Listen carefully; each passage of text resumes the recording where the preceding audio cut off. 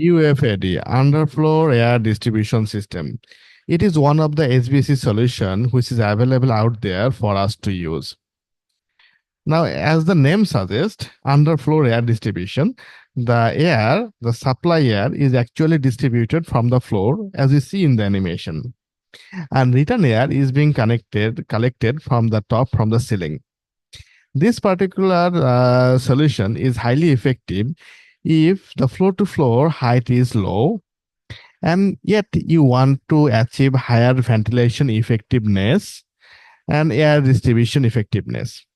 So let's look at some rules and regulation mentioned at the ASHRAE, which is relevant to UFAD system. As we go through the ASHRAE from chapter 4, we get some relevant discussion of UFAD system. Now, these are the important takeaway from the discussion. The first is that the supply air temperature should be between 60 to 65 degree Fahrenheit. So let's say if you're measuring temperature from the bottom here, the supply air temperature, it should be around 60 to 65 degree Fahrenheit. And if you use underfloor air distribution system, it is going to provide you improve air circulation. So the air circulation would be better and less stratification as well. And it is going to provide you a higher ventilation effectiveness.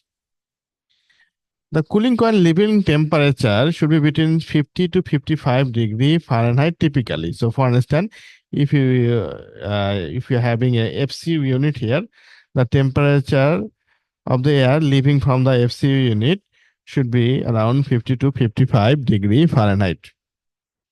So that's all about UFAD system that you need to go through for CHD exam preparation. Now let's move forward with the VRF system and what we need to understand. From the discussion of VRF, we actually have gone through ASHRAE, the chapter 5 and chapter 18. We accumulated all the data relevant to VRF system.